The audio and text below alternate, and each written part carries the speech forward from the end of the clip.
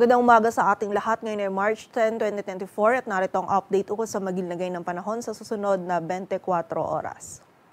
Patuloy pa rin umiiral ang northeast monsoon o amihan dito sa bahagi ng northern at central Luzon kung saan ngayong araw dala nito yung mataas na tsansa ng mga pag-ulan dito sa bahagi ng Bicol region. And also, meron din itong dalang mga may hinang pag-ulan or pag-ambon. Dito naman yan sa bahagi ng northern Luzon maging sa silangang bahagi ng central Luzon. At yung nalalabing bahagi naman po ng ating bansa ay meron lamang mararanasan ng mga isolated na mga may hinang pag-ulan or pag-ambon. Dito yan sa bahagi ng or sa nalalabing bahagi ng Luzon. At dito naman sa area ng Visayas at Mindanao ay meron lamang isolated na mga pag-ulan, pagkilat at pagkulog. Dulot yan ng easterlies na nakakaapekto pa rin sa nalalabing bahagi ng ating bansa. At sa kasalukuyan ay wala tayong min-monitor or namamataan pa na sama ng panahon na maaaring makaapekto dito sa ating bansa.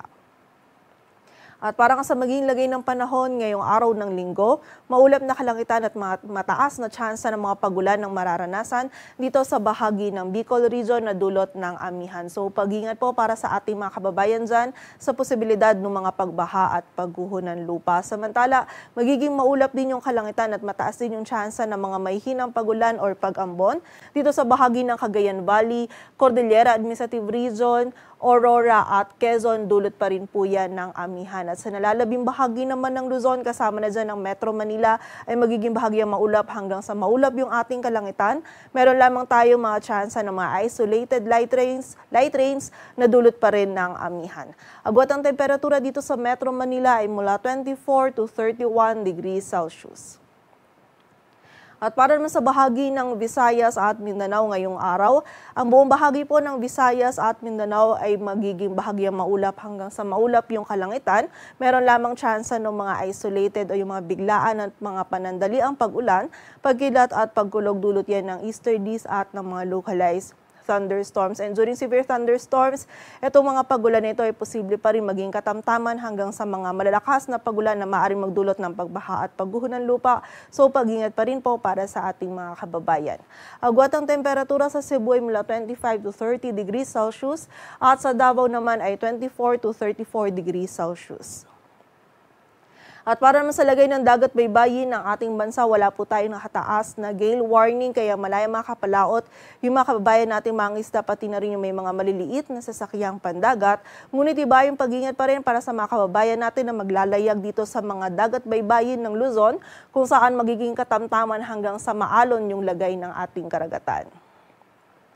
At para naman sa 3-day outlook ng mga key cities ng ating bansa, in the next 3 days, bukas yan ng Lunes hanggang sa Miyerkules, ang bahagi ng Metro Manila ay patuloy kang makakaranas ng bahagyang maulap hanggang sa maulap na kalangitan.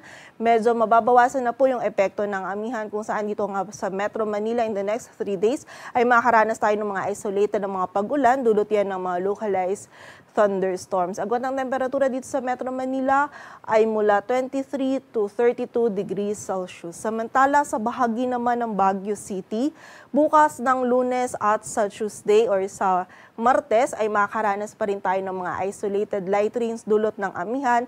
And by Wednesday naman ay meron tayong mga isolated na mga pag-ulan, dulot yan ng mga localized thunderstorms. Samantala, sa bahagi naman ng Legazpi City, bukas ay magiging mataas po yung tsansa ng mga kalat-kalat na pag-ulan. Pagkilat at pagkulog, dulot yan ng easterlies, and by Tuesday and Wednesday naman ay mababawasan na yung mga pag-ulan nito. Ngunit meron pa rin po tayong tsansa ng mga isolated na mga pag-ulan. Dulot pa rin yan ng mga localized thunderstorms. Agwat ang temperatura sa Baguio City ay mula 14 to 24 degrees Celsius at sa Legazpi City naman ay 24 to 32 degrees Celsius.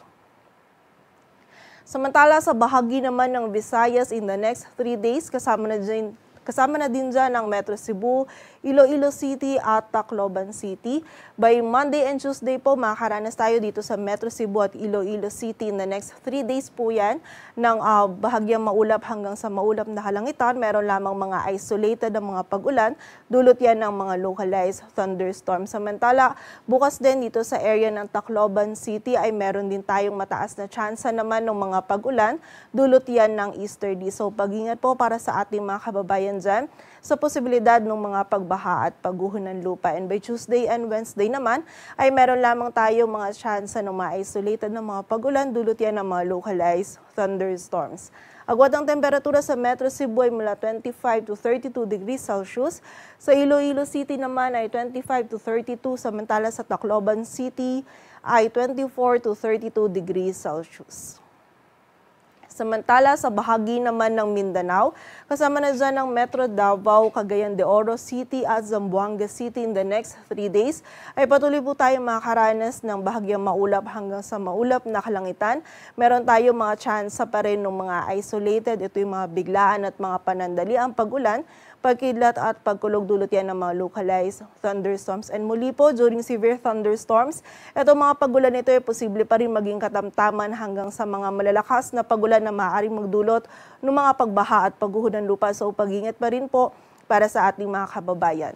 Agwat ang temperatura sa Metro Davao ay mula 24 to 34 degrees Celsius, Cagayan de Oro City ay 24 to 32, at sa Zamboanga City naman ay 24 to 33 degrees Celsius. Dito sa Metro Manila, ang araw ay sisikat mamayang 6:07 ng umaga at lulubog mamayang 6:06 ng hapon. Patuloy po tayo magantabay sa updates sa ipapalabas ng Pag-asa, at para sa mas kumpletong impormasyon, bisitahin ang aming website pag-asa.dost.gov.ph. At yan po muna ang latest dito sa Weather Forecasting Center ng Pag-asa. Grace Castañeda, magandang umaga po.